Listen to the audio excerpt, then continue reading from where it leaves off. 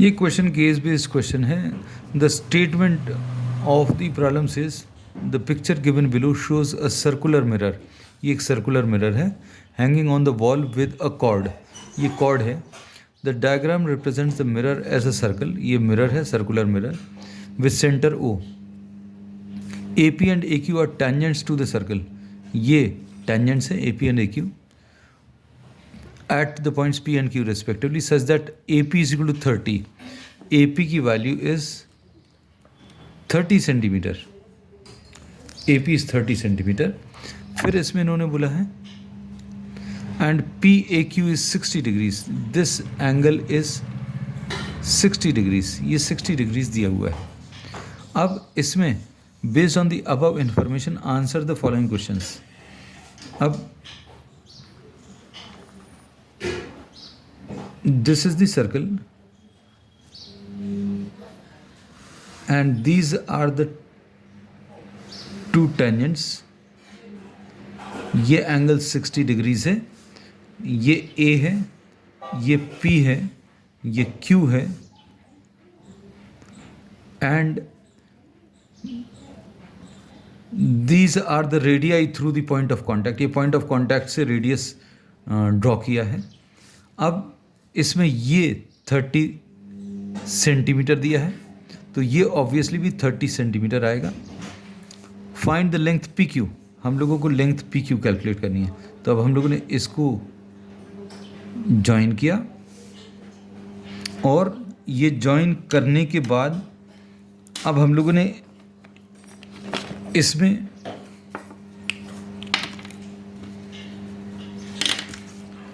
एक परपेंडिकुलर यहाँ से ड्रॉ कर रहे हैं. This is already drawn in the diagram.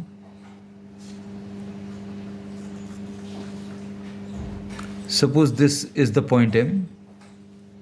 तो ये वाला है, ये पूरा एंगल 60 है तो दिस एंगल विल बी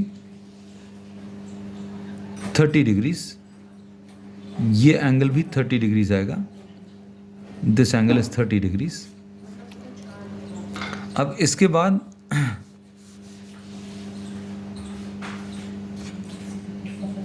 इन्होंने पूछा find the length P Q. अब ये पी क्यू लेंथ अगर कैलकुलेट करना है तो अभी हम लोग साइन 30 ले लें. Sine 30 degrees. This will be equal to perpendicular P M upon hypotenuse A P. अब ये साइन 30 की वैल्यू 1/2 है is equal to P M upon hypotenuse is 30. तो पी एम की वैल्यू इससे 30 डिवाइडेड बाई 2 यानी 15 आ जाएगी. और पी एम अगर 15 आ गया तो P Q will be equal to twice of P M. This will be equal to 2 into 15 and this will be equal to 30 centimetre. तो पी क्यू की वैल्यू 30 सेंटीमीटर आ गया. अब इसमें इन्होंने आगे अगले पार्ट में क्या पूछा है.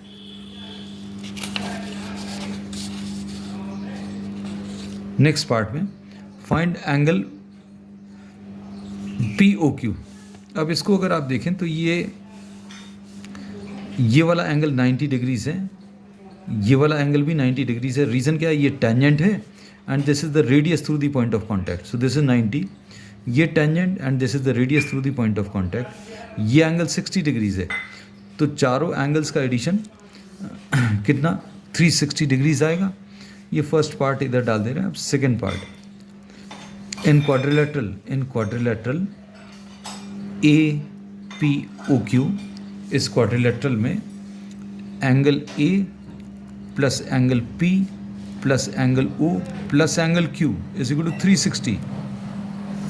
अब एंगल A की वैल्यू 60 है और एंगल P 90 है. एंगल O निकालना है. Angle Q is also 90 is equal to 360. तो angle O will be equal to 360 minus 60 plus 90 is 150. 150 plus 90 is 240 तो माइनस 240. तो this angle O will be equal to 120 degrees. तो angle O is 120. ठीक. अब उसके बाद फाइंड द लेंथ OA. अब OA length आपको बतानी है तो OA लेंथ बताने के लिए ट्राइंगल देखना आप अच्छे से। अब इसमें ए ओ लेंथ अगर बतानी है तो इस वाले ट्राइंगल में इधर भी अभी हम एंगल मार्क कर दें, ये 30 आएगा, ये इधर 30 मार्क किया है। अब ए ओ अगर बताना है तो अभी हम लोग cos 30 ले सकते हैं। cos 30 will be base A P upon hypotenuse A O, इसको √3/2 लिख लिया। ए पी की वैल्यू कितनी, ए पी की वैल्यू 30 है, डिवाइडेड बाय ए ओ हम लोगों को कैलकुलेट करना है, तो ए ओ निकालने के लिए √3 A O will be equal to √3 AO will be equal to 60 और AO will be equal to 60/√3. So you can leave the answer as it is, या फिर √3 से आप ऊपर नीचे मल्टीप्लाई कर दें तो ये 3 आ जाएगा, this will be 20√3. So this is the answer to the third part. इसका और वाला part, you have to find out the radius of the mirror. Radius अगर निकालना मतलब आपको radius is what, OP. OP is the radius. तो OP निकालने के लिए हम लोग क्या ले सकते हैं इसमें, OP will be equal to, इसमें अभी हम लोग tan 30 ले सकते हैं ओपी निकालने के लिए. tan 30 will B perpendicular divided by base will be OP upon A P. तो ये 1/√3 है, इज इक्वल टू ओपी क्या है, OP is the radius divided by A P is 30. तो R will be equal to 30/√3. और इसको भी अभी हम लोग ऊपर नीचे √3 से मल्टीप्लाई कर दें तो ये कितना आ जाएगा, 10√3 विल बी द आंसर.